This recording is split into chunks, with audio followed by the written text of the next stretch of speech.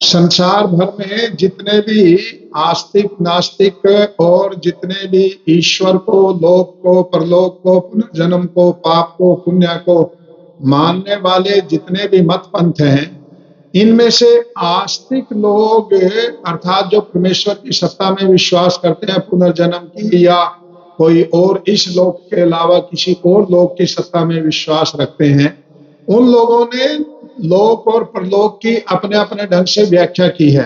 उस परलोक को इस्लाम ने जन्नत कहा, ईसाइयत ने हेवन कहा, सिख मत ने उसको सचखंड कहा, बौद्धों ने उसको मोक्ष कहा और जैनियों ने उसको कुछ और नाम दिया और सनातन धर्म में उसको मोक्ष कहते हैं, हिंदू उसको स्वर्ग कहते हैं। पर दो और बात अलग से है। नास्तिक लोग कहते हैं कि ना परलोक नाम की कोई चीज है, ना कोई स्वर्ग है, ना कोई जन्नत है। आस्तिक कहते हैं कि इस लोक में कुछ नहीं रखा, परलोक में ही सब कुछ है।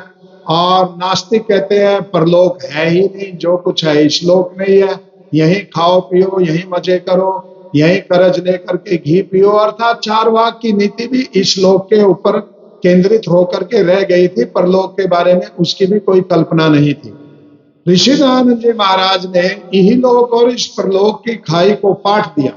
महाभारत के बाद में जितने भी सुधारक हुए, कोई भी सुधारक इहलोक और परलोक के रहस्यों से पर्दा ना उठा सका, ना इस खाई को पाट सका। कुछ लोग इस संसार को, इस लोक को स्वप्न कहते हैं, कुछ लोग भ्रम कहते हैं, कुछ लोग मिथ्या कहते हैं, परलोक को ही सब कुछ सत्य मानते हैं। पर ऋषि दयानंद जी महाराज ने कहा जिनका ये लोक नहीं, उनका परलोक भी नहीं। मैं एक उदाहरण देकर के आपको उसको समझाऊंगा। जैसे मैंने दिल्ली से बॉम्बे जाना है, तो दिल्ली मेरा यही लोक है और बॉम्बे मेरा परलोक है। जब मेरे पास में दिल्ली ही नहीं होगी, मैं दिल्ली में ही नहीं होऊंगा, तो मेरी यात्रा शुरू होकर के फिर बॉम्बे कहाँ पहुंचेगी। अर्थात जिनका ये लोक नहीं है, उनका परलोक भी नहीं है। कुछ लोग परलोक की प्राप्ति के लिए अपने इस लोक को बिगाड़ते हैं। जैसे इस्लाम के लिए जन्नत को प्राप्त करने के लिए जिहाद की आवश्यकता है, पशुओं की हिंसा करके वो बलि देते हैं, वो अनेकों प्रकार के पशुओं को मार करके अपनी ईद मनाते हैं। अर्थात उनके परलोक की प्राप्ति के जो साधन है, उनमें ना प्राणी सुखी है, ना मनुष्य सुखी है, ना वो खुद सुखी है। अपने आप में बहुत भयंकर हिंसा का एक तांडव है। उस तांडव के बाद में वो परलोक की प्राप्ति मानते हैं कि जन्नत के रूप में हमें परलोक की प्राप्ति होगी। ऐसे ईसाई है, ईसाई बोलते हैं कि यदि आप ईसा मसीह पे विश्वास करोगे और यदि आप सारी दुनिया के लोगों को डंडे के, लोभ के, लालच के, छल के, कपट के वशीभूत करके ईसा मसीह की शरण में ले आओगे, तो तुम्हारा परलोक बहुत अच्छा होगा। महर्षि दयानंद जी महाराज ने कहा जिस व्यक्ति के गुण, कर्म, स्वभाव से, प्रयास से, पुरुषार्थ से, कोई भी व्यक्ति के किसी भी प्रकार के कर्म से यदि यही लोक बिगड़ता है, यदि इस लोक के अंदर किसी भी प्रकार का मतलब कोई हिंसा होती है, दुख होता है, किन्हीं का जीवन प्रभावित होता है, किन्हीं का जीवन कष्टमय हो जाता है, तो उससे परलोक की प्राप्ति नहीं होगी।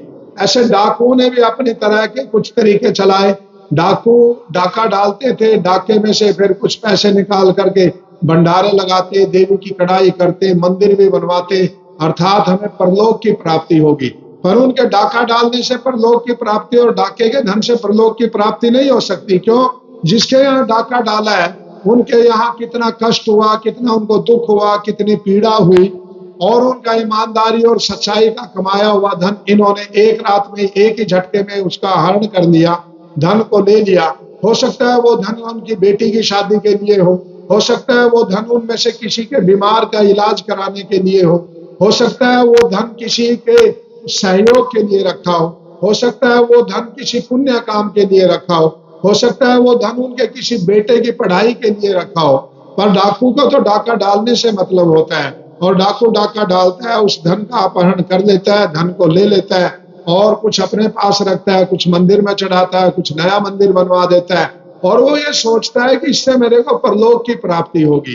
पर जिस कर्तव्य से, जिस काम से तो परलोक की प्राप्ति चाह रहा है, उससे तो यही लोग तो बिगड़ गया। तुम्हारा भी बिगड़ गया, तुम मुंह छुपाते फिर रहे हो, तुम ये डर है कि कभी पुलिस को पता ना चल जाए, राजा को पता ना चल जाए, न्यायालय को पता ना चल जाए, किसी और आदमी को पता ना चल जाए, तुम्हारा भी यही लोग बिगड़ गया, ये लोग तुम्हारा भी गया और उनका भी गया जिनका तुमने धन का हरण कर लिया है। तो ऐसे कर्म से कभी भी परलोक की प्राप्ति नहीं होती। ऐसे अनेकों प्रकार के लोग हैं। ईसाइयों के अतिरिक्त जैसे जैनों में आता है, जैन संथारा करते हैं, बहुत बड़े बड़े उपवास करते हैं, अपने शरीर को कष्ट देते हैं, बालों को उखाड़ते हैं, नोचते हैं कि इस कष्ट के सहन करने से हमारा ये तप कहलाएगा और तप से हमें हमारा परलोक मिल जाएगा। पर ऋषि दयानंद जी महाराज ने एक विचित्र और वेदोक्त और ब्रह्मा से लेकर जामने पर्यंत ऋषियों की जो मान्यता थी उसके अनुसार इस यही लोक और परलोक की खाई को पाट दिया। कैसे? ये लोक ही परलोक का आधार है, अर्थात ये लोक ही परलोक है, यही लोक ही परलोक है। यदि आपका ये लोक सुधर गया तो परलोक भी सुधरेगा। और उस परलोक और यही लोक को सुधरने के लिए महर्षि पतंजलि ने 5 ऐसे नियम बनाए जिन नियमों से यही लोक भी सुधरता है और परलोक भी सुधरता है। जैसे अहिंसा, सत्य, अस्तेय, ब्रह्मचर्य, अपरिग्रह।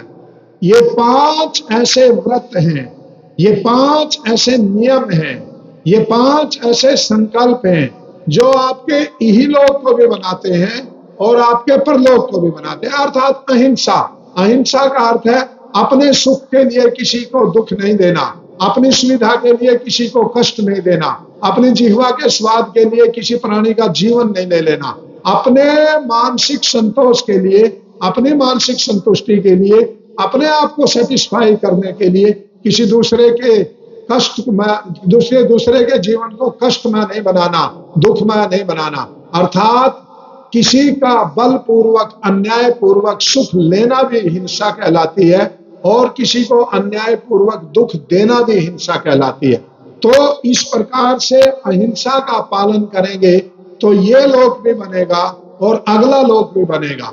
सत्य का भी ऐसा ही व्यवहार है। लोग सोचते हैं इस लोक में तो झूठ के बिना काम ही नहीं चलता, इस संसार में तो झूठ के बिना पेट ही नहीं भर सकते, इस संसार में तो झूठ के बिना बच्चों का पालन पोषण नहीं हो सकता, इस संसार में तो झूठ के बिना उन्नति नहीं हो सकती। और सत्य को लोग मानते हैं कि वो परलोक का साधन है। नहीं, यदि झूठ इस संसार के प्राप्त करने के लिए आप बोलेंगे तो आपका परलोक भी गया। सत्य का व्यवहार करेंगे, सत्य से धन अर्जित करेंगे, सत्य से व्यापार चलाएंगे, सत्य से परिवार चलाएंगे, सत्य का नियम का वहन करते हुए यदि आप नौकरी करेंगे, सत्य नियम का वहन करते हुए, सत्य को आचरण में लाते हुए आप खेती करते हैं, कृषि करते हैं, व्यापार करते हैं, परिवार चलाते हैं, नौकरी करते हैं, दुकान चलाते हैं, तो वो आपका परलोक का साधन है। यदि आपके व्यापार, परिवार, नौकरी, खेती, कृषि, किसी भी प्रकार के सांसारिक व्यवहार का आधार सत्य है तो ये खेती करना, दुकान चलाना, नौकरी करना, व्यापार करना, परिवार बसाना आपके परलोक का साधन है। तो ये आपका परलोक की प्राप्ति कराएगा। ये ऋषि दयानंद जी महाराज की बहुत बड़ी देन है महाभारत के बाद के सुधारकों के बीच में। किसी ने इस लोक और परलोक की खाई को नहीं पाटा, ऋषि दयानंद ने पाटा। ऋषि दयानंद ने इसको ब्रिज कर दिया और कहा इन्हीं लोक के ऊपर पूरा ध्यान दो। अर्थात कैसे?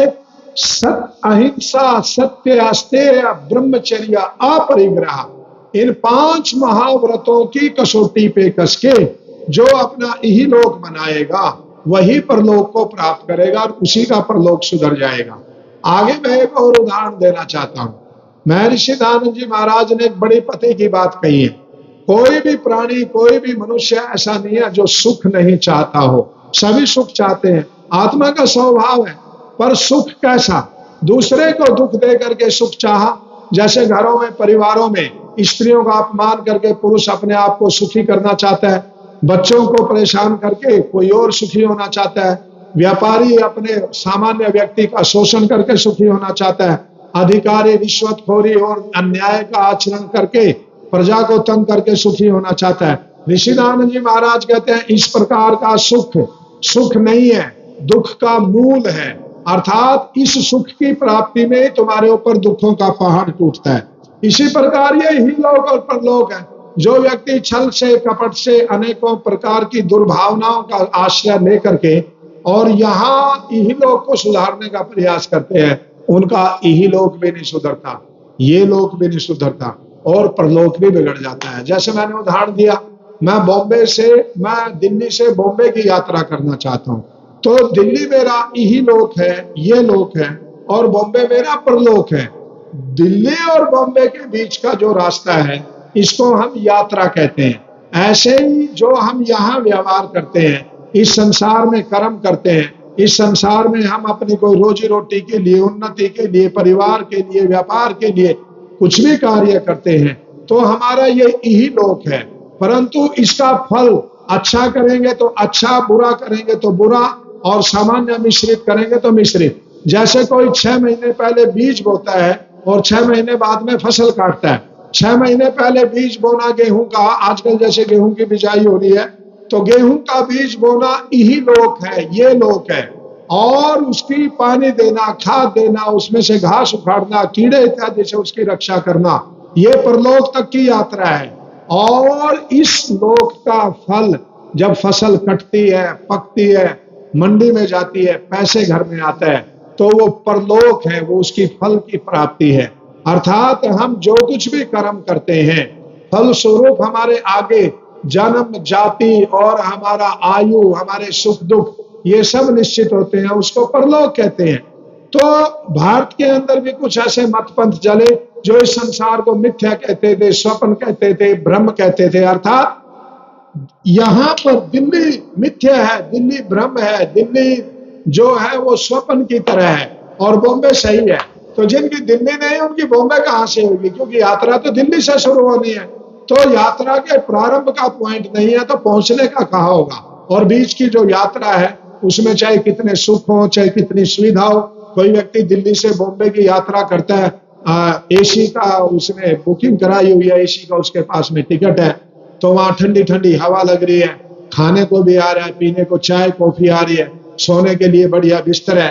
परंतु यात्रा तो यात्रा है। इन सुखों के वशीभूत होकर के कोई बॉम्बे को नहीं भूलता, दृष्टि हमेशा मंजिल पे रहती है, बॉम्बे पे रहती है। और जब बॉम्बे जाकर के गाड़ी रुकती है, तो यात्री अपने आप उतर जाता है गाड़ी को छोड़ करके, नहीं भी उतरता तो उसे रेलवे वाले जबरदस्ती उतार देते हैं। अर्थात आप यात्रा के अंदर कितने भी प्रकार के सुख भोग रहे हो, तो मंजिल को नहीं आप भूलते। इसी प्रकार यही लोक का अर्थ है, यहाँ पर जहां अब हम कर्म कर रहे हैं, और ये संसार उसकी यात्रा है, और परलोक की प्राप्ति इस लोक के कर्मों के ऊपर है। हम यहाँ पर सत्य का, न्याय का, परोपकार का, सेवा का, दान का व्यवहार करते हैं, तो हमारा परलोक अपने आप बनता है। उसके लिए कुछ भी अतिरिक्त करने की जरूरत नहीं है। तप से, संयम से, योग से, साधना से, परोपकार से, सेवा से ये लोक सुधरता है। तो ये लोक सुधरता है तो समझो परलोक प्राप्त हो गया। इसलिए ऋषिदानंद जी महाराज ने कहा, ये लोक ही परलोक है। अर्थात इस लोक को पूर्ण सुखी बनाओ, इस लोक को पूर्ण अहिंसा से युक्त बनाओ, हिंसा रहित बनाओ, चोरी रहित बनाओ, व्यभिचार रहित बनाओ, अनाचार रहित बनाओ, अपरिग्रह, अनावश्यक चीजों का एक ही व्यक्ति संग्रह करके बैठ जाता है, सारी चीजों को उससे रहित बनाओ, तो तुम्हारा यही लोक और परलोक सब कुछ सुधर गया। तो संसार के लोगों के सामने वेद की शिक्षा का ऋषिदानंद जी महाराज ने रखते हुए, वेद की शिक्षा को उनके सामने रखते हुए कहा, इस दुनिया के अंदर जो व्यक्ति जितना अपने पुरुषार्थ से, तप से, संयम से सुख की वृद्धि करेगा, अन्य प्राणियों के सुख की वृद्धि करेगा, अन्य मनुष्यों के सुख की वृद्धि करेगा, समस्त प्रकृति को, समस्त संसार को कोई व्यक्ति सुखी बनाने का प्रयास करता है, तो ईश्वर की न्याय व्यवस्था के अनुसार कई गुना सुख वो फल के रूप में भोगता है, और उस कई गुना सुख का नाम परलोक है। जैसे धरती में एक दाना हमारे हाथ में है सरसों का, एक सरसों के दाने की 3 गति है, या तो हम इस सरसों के दाने को चबा जाएं, ये तो भोग हो गया, या हम इस सरसों के दाने को रखा रहने दें, ये एक दिन खराब हो जाएगा, इसमें किसी प्रकार का वो इसको अंकुरित होने के इसमें से शक्ति समाप्त हो जाएगी, ये इसका नाश हो गया। या ये एक सरसों का दाना हम मिट्टी में डाल दे, धरती को दान दे दे, तो ये दान हो गया। तो किसी भी पदार्थ की जैसे 3 गति है, एक है भोग, एक है दान, एक है नाश। तो भोग जो है वो मध्यम गति है और दान जो है वो उत्तम गति है और नाश जो है वो अधम गति है। भोग और दान करना पड़ता है, नाश करना नहीं पड़ता। या तो आदमी भोग करेगा या दान करेगा। तो मेरा कहने का मतलब है, एक दाना सरसों का आपके हाथ में है, ये इहलोक है। इसका दान दे देंगे तो 1000 दाने वापस आएंगे आपके पास में। इसको खा जाएंगे तो मलमूत्र में बदल जाएगा, कुछ भी नहीं मिलेगा। इसको रखा रहने देंगे तो ये खराब हो जाएगा। अर्थात अपने इहलोक को कैसे बनाया जा सकता है, इहलोक सबसे ज्यादा लाभदायक कैसे हो सकता है। इहलोक ना खाने में है और ना रखे रह करके विनाश तक पहुंचाने में है। इहलोक किसमें है? मिट्टी के अंदर बो देने में है, अर्थात दान देने में है। वो पृथ्वी को दान देता है, धरती माता को एक दाना सरसों का दान देता है तो उसका परलोक बनता है। नास्तिक लोग भी ये कहते हैं परलोक छोड़ो, इहलोक के चक्कर में तुम परलोक को परलोक के चक्कर में तुम इहलोक को मत खराब करो। कोई परलोक नहीं होता, यहीं पर रहो, यहीं पे खाओ, जो जिसके मन में आए वैसा कर्म करें, क्योंकि कोई पुण्य नहीं, पाप नहीं, ईश्वर नहीं, आत्मा नहीं, परमात्मा नहीं। तो नास्तिक लोगों ने, वामपंथी लोगों ने, कम्युनिस्टों ने, जावेद अख्तर जैसे लोगों ने इस संसार को नरक बनाने का, पाठ पढ़ाने का एक संकल्प ले रखा है। मैंने उनका सुना एक आध बार, वो कहते हैं कुछ नहीं है, कोई आत्मा नहीं है, कोई परमात्मा नहीं है, कोई पाप नहीं है, कोई पुण्य नहीं है, बस जो तुम्हें यहाँ ठीक लगता है वो करो। ऐसे तो चोर को चोरी करना ठीक लगता है, बलात्कारी को बलात्कार करना ठीक लगता है, डाकू को डाका डालना ठीक लगता है, रिश्वतखोर को रिश्वत लेना ठीक लगता है। और फिर कहेंगे ये तो गलत काम है। गलत तो तब होता है जब कोई फल देने वाला हो। चोरी गलत कब है? जब पुलिस हो, राजा हो, शासन हो, न्याय हो। जहां ना पुलिस हो, ना राजा हो, ना शासन हो, ना न्याय हो, ना कचहरी हो, ना कोर्ट हो, तो फिर वहां चोरी करना कैसे गलत हुआ, बलात्कार कैसे करना गलत हुआ? क्योंकि कोई दंड देने वाला ही नहीं है, क्योंकि कोई पाप पुण्य निश्चित करने वाला नहीं है। तो नास्तिक लोग, ये जावेद अख्तर जैसे लोग हैं, ये वामपंथी है, ये कम्युनिस्ट है, ये कह रहे हैं कोई आत्मा नहीं है, परमात्मा नहीं है, पाप नहीं है, पुण्य नहीं है, पुनर्जन्म नहीं है। अर्थात ये घोषणा कर रहे हैं कि तो तुम कर्म करोगे, उसका कोई फल देने वाला नहीं है। जब फल देने वाला ही नहीं है तो पाप पुण्य क्या है, गलत क्या है, सही क्या है, कुछ भी नहीं रहा। फिर तो इस संसार की पहेली को सुझाया ऋषि दयानंद ने। महाभारत के बाद में सारे सुधारक फेल हो गए, इस पहेली को ना सुलझा सके।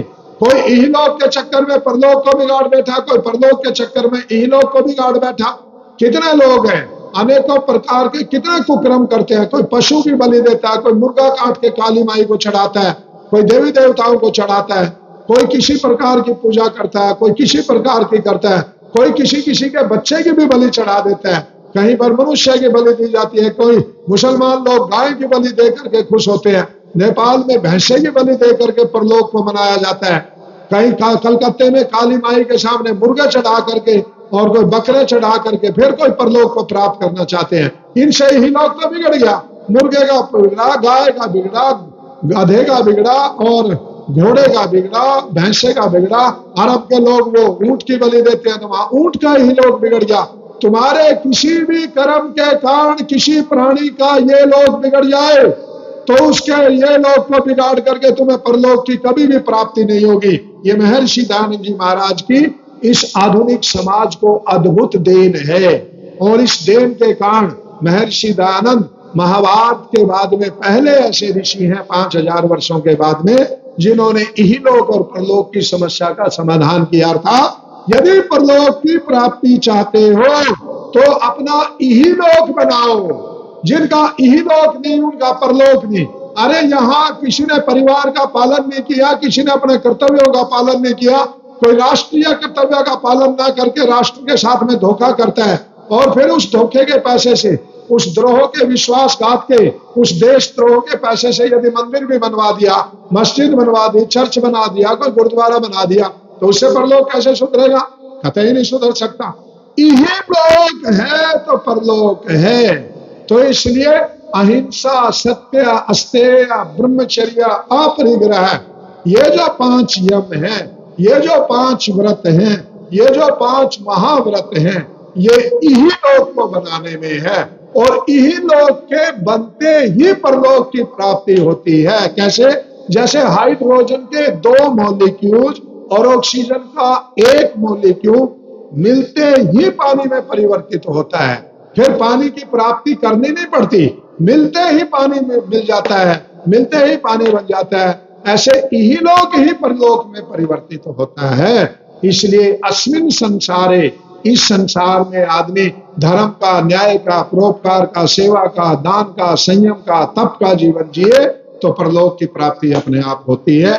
महर्षि दयानंद जी महाराज के इस ऋण से उऋण होने के लिए आप संसार में वेद का प्रचार लेकर के जाइए। महर्षि दयानंद जी महाराज के ऋण से उऋण होने के लिए ऊंच नीच, छोटा बड़ा, काला गोरा, ये वो, इधर उधर का, धनी का, गरीब का, निर्धन का, धनी का, और संपन्न का और दरिद्र का, सब भेदभाव मिटा करके आप एक मानव मात्र का सेवक बनिए, मनुष्य मात्र की सेवा करिए, प्राणी मात्र की सेवा करिए।